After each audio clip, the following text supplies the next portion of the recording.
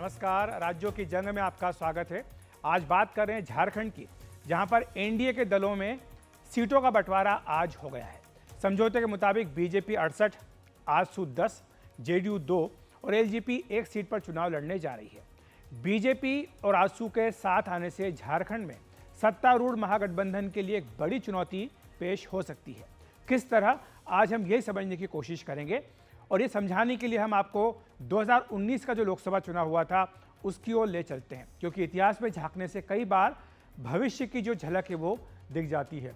2019 में क्या हुआ था ये समझने के लिए सबसे पहले देखते हैं 2019 के लोकसभा चुनाव में क्या हुआ था। तब आजसू और बीजेपी का गठबंधन था। इस गठबंधन ने साथ मिलकर लोकसभा चुनाव लड़ा था और तब के लोकसभा चुनाव परिणाम को अगर हम विधानसभा सीटों की बढ़त के हिसाब से देख लें तो एक नज़र ये आती है कि वहां पर बीजेपी आजसू गठबंधन को क्लियर कट जेएमएम कांग्रेस गठबंधन से लीड थी। कितनी सीटें थी? 55% वोट इन्हें मिले थे बीजेपी और आजसू के गठबंधन को। और अगर हम बात करें सीटों की तो ये सीटें 63 सीटें थी 55% वोटों के साथ बीजेपी आजसू की।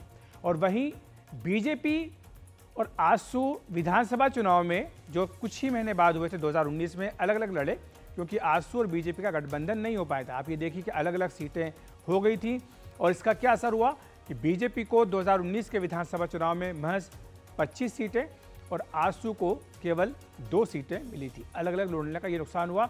और बाबूलाल मरांडी जो कि बीजेपी के नेता थे, उनकी भी एक अलग पार्टी थी, उन्होंने अलग पार्टी बनाकर चुनाव लड़ा था और उन्हें यहाँ पर 3 सीटें मिली थी, लेकिन इन दोनों ने ही बीजेपी का नुकसान किया था। वोट प्रतिशत की अगर बात कर लें 2019 के विधानसभा चुनाव में तो बीजेपी को 33%, आजसू को 8% और बाबूलाल मरांडी की पार्टी को 6% वोट यहाँ पर मिले थे। अब ये देखते हैं कि आखिर क्या कारण रहा जिसके चलते बीजेपी की सीटें इतनी कम हो गई लोकसभा चुनाव से विधानसभा चुनाव के बीच में। इसका बड़ा कारण यही था कि जो आजसू का और मरांडी की जो पार्टी थी, इन्होंने बीजेपी को कई जगह पर नुकसान पहुंचाया। वहीं पर हम जेएमएम कांग्रेस आरजेडी की बात कर लेते हैं। जो ये तीनों पार्टियां साथ में थीं और इनके साथ लड़ने से क्या फ़ायदा हुआ, इन्हें 47 सीटें मिली और 35% का वोट इन्हें प्राप्त हुआ था। तो 35% और कहाँ 55%, 20% का अंतर लोकसभा चुनाव में था, लेकिन ये घट गया। और जो नुकसान हुआ, आजसू ने 8 सीटों पर बीजेपी का नुकसान किया, वहीं जेवीएम ने, बाबूलाल मरांडी की पार्टी ने 3 सीटों पर बीजेपी का नुकसान किया। तो इस तरह से 11 सीटों का नुकसान बीजेपी को उन 2 पार्टियों ने किया जो 2019 के लोकसभा चुनाव में बीजेपी के साथ थी। अब हम बात कर लेते हैं 2024 के लोकसभा चुनाव की, जो कि इसी साल हुआ था। इसमें आजसू बीजेपी के साथ गठबंधन में लड़ी और बाबूलाल मरांडी वापस बीजेपी में आ चुके हैं। इसका क्या परिणाम हुआ कि 49 सीटों पर बीजेपी आजसू गठबंधन ने बढ़त बनाई है, 81 में से 49 विधानसभा सीटों पर। और वहीं जेएमएम कांग्रेस आरजेडी गठबंधन की बात करें तो उन्हें केवल 29 सीटों पर बढ़त 2024 के लोकसभा चुनाव में मिली है और 3 के अन्य के खाते में 3 सीटों पर बढ़त दिखाई दे रही है। इसका क्या अर्थ हो सकता है? इसका अर्थ ये हो सकता है कि जो इस साल अब विधानसभा चुनाव होने जा रहा है, इसमें साथ आने से जो आज फार्मूला तय किया गया है उससे क्या असर पड़ सकता है। 49 सीटों पर बीजेपी, आजसू और साथ ही जो दूसरी पार्टियों के साथ गठबंधन हुआ है जेडीयू, चिराग पासवान, इन्हें 49 सीटों पर बढ़त मिल सकती है। और वहीं आरजेडी, कांग्रेस, जेएमएम गठबंधन को 29 सीटों पर बढ़त मिल सकती है। ये 2024 के लोकसभा चुनाव के हिसाब से। वैसे तो लोकसभा चुनाव में और विधानसभा चुनाव में काफ़ी अंतर होता है, मुद्दे बदल जाते हैं, नेता बदल जाते हैं, लेकिन फिर भी चूँकि आखिरी चुनाव वही था तो उसके हिसाब से हम ये कैलकुलेशन कर रहे हैं। और जब आज सीटों के बंटवारे का ऐलान हुआ तो सुदेश महतो, जो कि आजसू के नेता हैं, उन्होंने क्यों कहा कि सबको साथ आना जरूरी है और साथ आने से क्या फायदा होगा, आइए सुन लेते हैं। हम सभी संयुक्त रूप से इस प्रदेश के अंदर चुनाव लड़ने की घोषणा संयुक्त रूप से करने के लिए इस प्लेटफॉर्म में हम सभी लोग आए हैं। वर्तमान राज्य की परिस्थिति और हमारा लंबा संबंध ये अलग से विषय नहीं है जिसके बारे में हम चर्चा करें, लेकिन पूरे राज्य की कमोवेश भावना यही है कि दोनों दलों को साथ में देखना चाहती है और जब दोनों दल साथ में होते हैं तो राज्य और राज्य की जनता के अनुकूल, भावना के अनुकूल परिणाम भी आते हैं। तो झारखंड विधानसभा चुनाव में बीजेपी की अगुवाई वाले गठबंधन की जो रणनीति है वो जमीन पर बिल्कुल साफ उतरती हुई दिखाई दे रही है। और जो चुनावी समीकरण है वो भी हमने आपको समझाने की कोशिश की। इसी पर चर्चा करने के लिए हमारे साथ 3 खास मेहमान जुड़ रहे हैं। अजय आलोक जी हैं जो कि बीजेपी के प्रवक्ता हैं, महुआ माझी जेएमएम के सांसद हैं, साथ ही अमिताभ तिवारी जी हैं राजनीतिक विश्लेषक। आप तीनों का बहुत बहुत स्वागत है एनडीटीवी इंडिया पर। अमिताभ जी, शुरुआत आपसे करूंगा क्योंकि आप चुनावी आंकड़ों के बाजीगर हैं, जादूगर हैं। आप हमें समझाइए, दर्शकों को समझाइए कि ये जो हमने कोशिश की थी कि 2019 में और 2024 में जो अंतर आया बीजेपी और आजसू के अलग लड़ने से और अब साथ आने से, ये संक्षेप में बताइए कि इसका क्या आप जमीन पर होते हुए देखते हैं। देखिए, पिछली बार क्लियरली अनम्यूट कर लीजिए, दोनों पार्टीज के अलग अलग लड़ने की वजह से। अनम्यूट कर लीजिए अमिताभ जी, आपकी आवाज़ नहीं आ रही है। अभी आ रही है आवाज? नहीं, अभी नहीं आ रही आपकी आवाज़। हम इसको ठीक करने की कोशिश करते हैं। लेकिन अजय जी, मैं आपके पास आऊँगा। बीजेपी पिछले विधानसभा चुनाव में तो एकला चलो की नीति पर थी।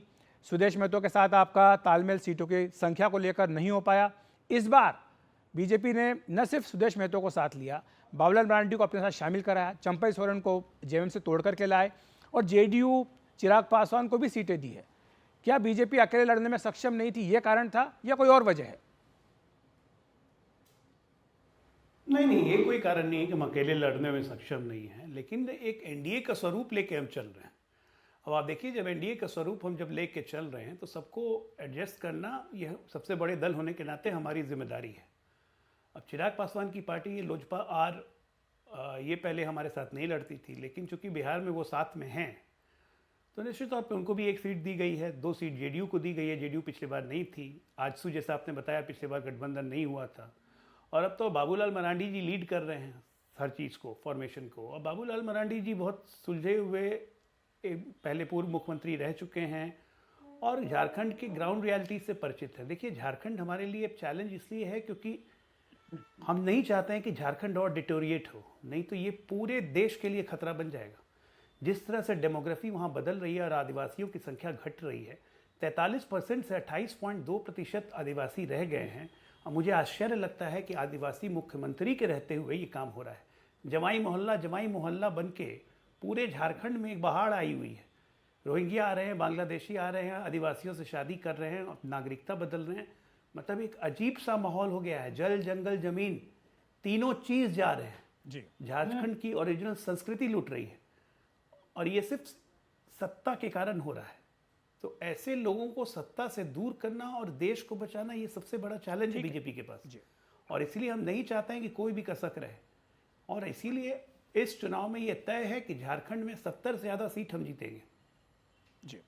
महुआ जी, 70 से ज़्यादा सीटें जीतने का दावा बीजेपी कर रही है, मुद्दे भी बता रहे हैं, लेकिन पहली टिप्पणी आपकी इसी बात पर कि जो बीजेपी गठबंधन है उन्होंने आज अपने सीटों का बंटवारा कर लिया।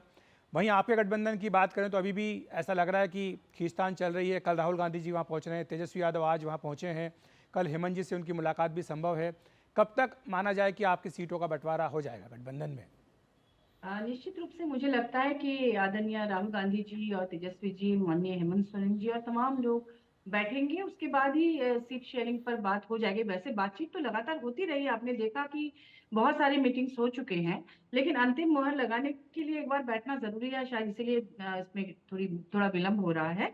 और इसमें जो गठबंधन की मीटिंग हुई है दिल्ली में भी, बार बार बड़े बड़े नेता उसमें रहे हैं। उनका एक ही कहना था कि जिस सीट को जीतने का भरोसा जो कैंडिडेट सबसे ज्यादा दे सकता है उन्हीं को टिकट मिलेगा, वो जिस भी पार्टी के हों।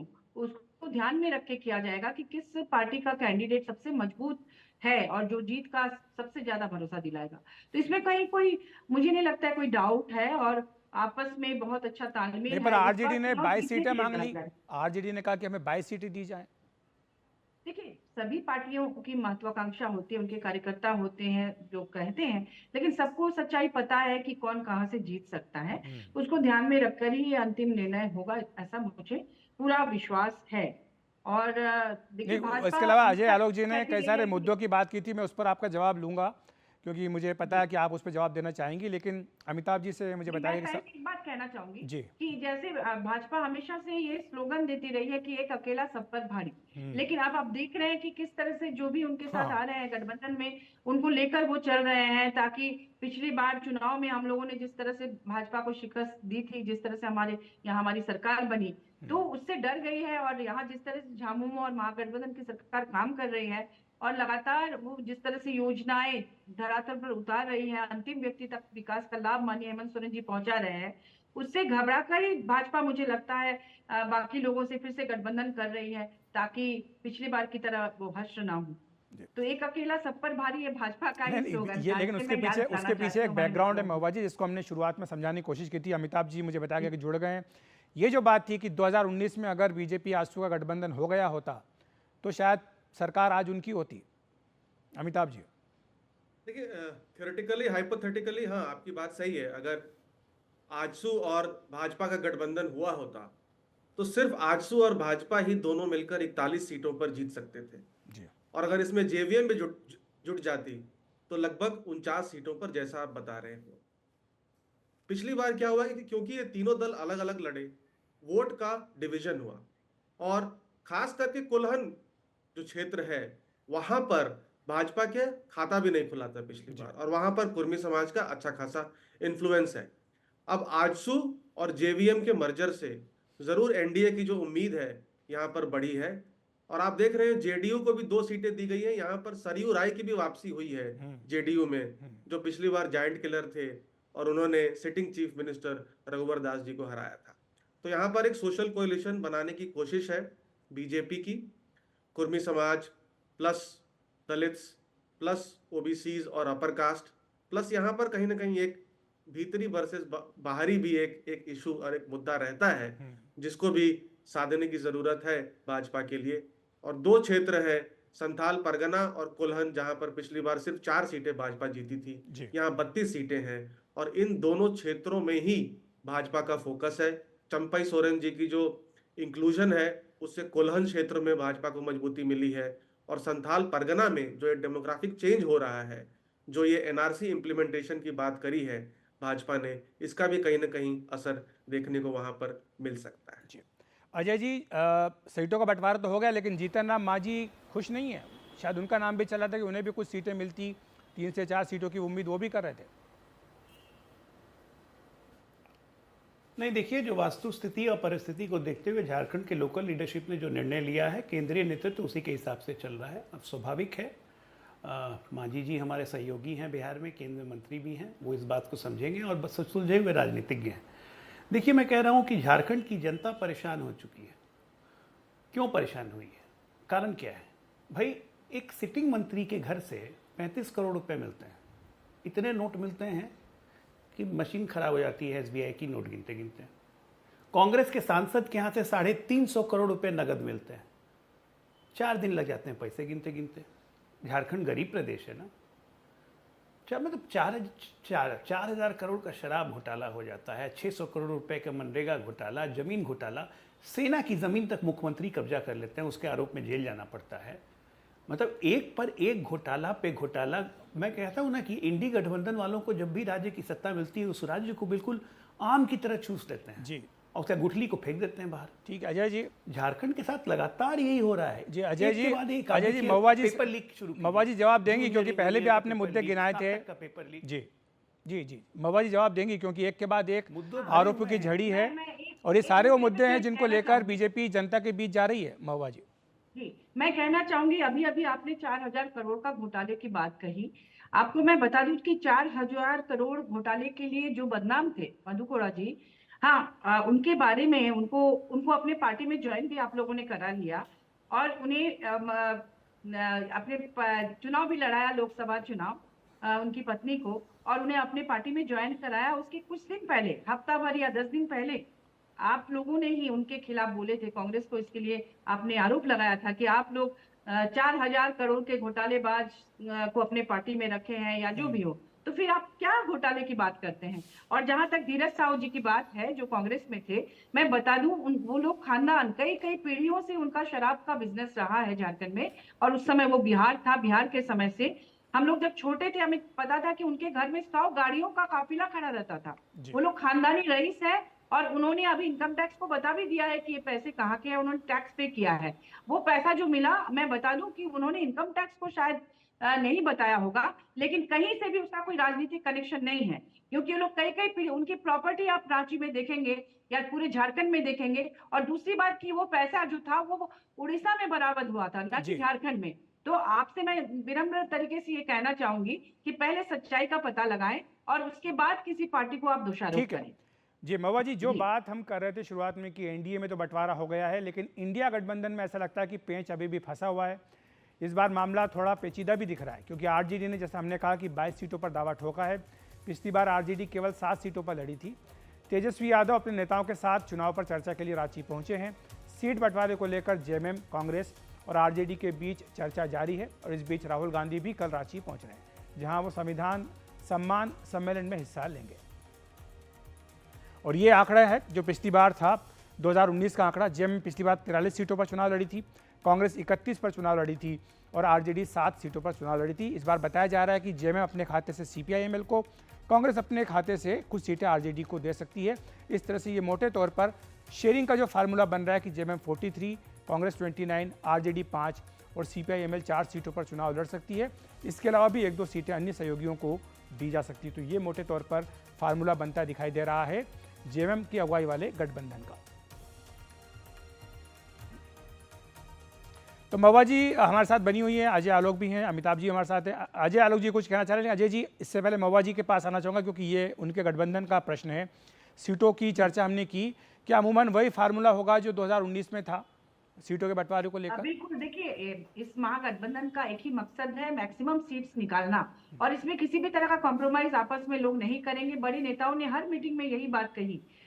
तो मैं आपको फिर से रिपीट करूंगी कि पिछली बार ये तय हुआ था कि जो सिटिंग है उन्हें टिकट मिलेगा और उसके बाद जो सेकंड पोजीशन में है उन्हें टिकट मिलेगा। तो जहां जिस सीट पे जो अभी सिटिंग एमएलए है उनको तो मिलेगा ही, साथ साथ पिछले चुनाव में जिन्होंने सबसे ज्यादा स्कोर किया था उन्हें दिया जाएगा। अगर वो किसी दूसरी पार्टी में चले गए हो तो बात दूसरी है।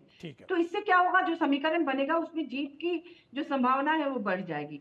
तो मुझे लगता है सारे नेता मिलकर इसी पर फाइनल मुहर लगाएंगे कल, चूंकि तमाम लोग आ रहे हैं झारखंड में, रांची में माननीय तेजस्वी जी आ ही गए हैं, राहुल जी भी आ जाएंगे, हमारे माननीय हेमंत सोरेन जी यहीं पर है। तो कल मुझे लगता है अंतिम मुहर लग जाएगा, इसमें कोई भी शक शुबा नहीं है, क्योंकि जीतने के लिए ही यह चुनाव लड़ा जा रहा है। अजय जी, कल मुहर लग जाएगी, कोई शक शुबा नहीं है, किसी तरह का कोई जोड़ तोड़ नहीं होगा, किसी तरह दांव पेच नहीं है, कोई खींचतान नहीं है, ये सीधे तौर पर दावा कर रही है महुआ जी।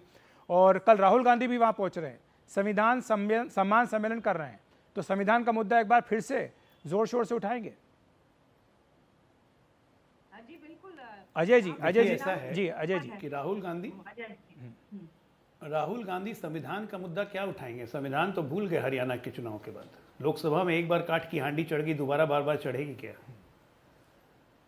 इनको संविधान की कितनी इज्जत है, संविधान की कितनी परवाह है, ये सब लोग अब देख चुके हैं। मैं बस एक छोटी सी बात पूछना चाह रहा हूँ कि यहाँ पे हम लोग पूरे देश में नक्सल उन्मूलन अभियान चला रहे हैं।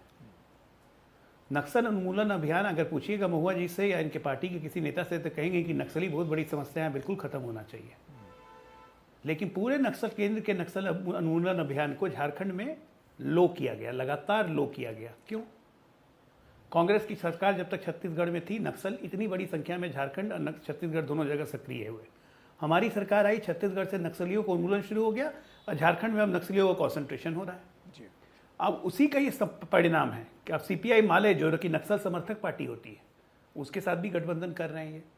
तो जितनी देश विरोधी सोच है जो कि देश को खोखला कर सके, कमजोर कर सके, सत्ता पाने के लिए सबसे गठबंधन। संक्षेप में जवाब ले लेते हैं महुआ जी का समय इतना बड़ा मुद्दा हो चुका है झारखंड में। ये आरोप सरासर गलत है।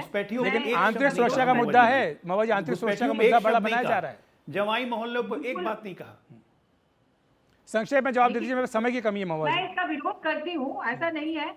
यहाँ पर लगातार नक्सल मूवमेंट चल रहे हैं, नक्सल विरोधी, और माननीय हेमंत सोरेन जी ने तो बूढ़ा पहाड़ पर जाकर भी वहां पर काम किया, जो नक्सलियों का गढ़ माना जाता था। आपको पता होगा कि लगातार उन इलाकों में अभी इस तरह की कोई वारदात होती ही नहीं है, जैसा आप भाजपा के कार्यकाल में हुआ करती थी। मैं बता दूं 2004 में वहां पर पुलिस की जीप सरंडा में उड़ाया गया था, जिसमें कि करीब 29 पुलिसकर्मी मारे गए थे। लगातार आपके कार्यकाल में घटनाएं हो रही थी। 2004 साल से लेके तो भाजपा का कार्यकाल यहाँ 17-18 साल तक रहा।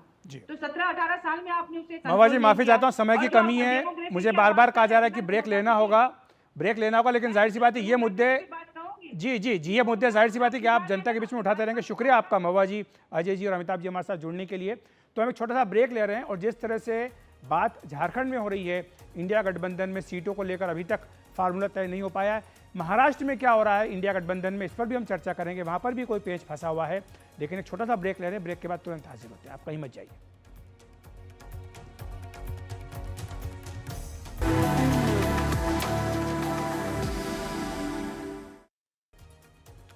तो इंडिया ब्लॉक में सीटों को लेकर बंटवारे का जो बात चल रही है, झारखंड में तो टेंशन है ही, महाराष्ट्र में भी ये टेंशन दिखाई दे रहा है। संजय राउत ने तो यहां तक आज कह दिया कि वो अब महाराष्ट्र कांग्रेस के नेताओं से नहीं बल्कि सीधे राहुल गांधी से बात करेंगे। उन्होंने ऐसा क्यों कहा, ये भी देख लेते हैं। और इसके पीछे कारण ये बताया जा रहा है, ये एक तरह से कोहराम मचा हुआ है, घमासान मचा हुआ है। शिवसेना उद्धव गुट ने बड़ा फैसला किया है और उद्धव ठाकरे की पार्टी अब सीधे कांग्रेस हाईकमान से सीट शेयरिंग की डील करेगी। उद्धव ठाकरे गुट के नेता संजय राउत ने कहा कि महाराष्ट्र कांग्रेस के नेता सीट शेयरिंग पर फैसला नहीं कर पा रहे हैं, बार बार लिस्ट जो है वो दिल्ली भेजनी पड़ती है। और मुंबई में आज पत्रकारों से बात करते हुए संजय राउत ने कहा कि कुछ सीटों पर दोनों पार्टियां राजी नहीं हैं, ऐसे में अब सीधे राहुल गांधी से बातचीत होगी। बताया जा रहा है कि शिवसेना और कांग्रेस के बीच मुंबई और विदर्भ क्षेत्र की सीटों को लेकर ये पेच फंसा हुआ है। आज मैं राहुल गांधी जी से भी बात करूंगा और जो रुका हुआ फैसला है सीट शेयरिंग के बारे में, उसको गति मिलनी चाहिए, उसके बारे में हम उनसे आज बात करेंगे। अब टाइम कम है बहुत, तो महाराष्ट्र के नेता है वो निर्णय लेने में सक्षम नहीं है, ऐसा मुझे लगता है कि बार बार उनको दिल्ली में लिस्ट भेजनी पड़ती है, फिर चर्चा होती है। अब वो समय निकल चुका है। हम चाहते हैं कि जल्दी से जल्दी ये फैसला हो जाए। तो राज्यों की जंग में आज इतना ही। नमस्कार।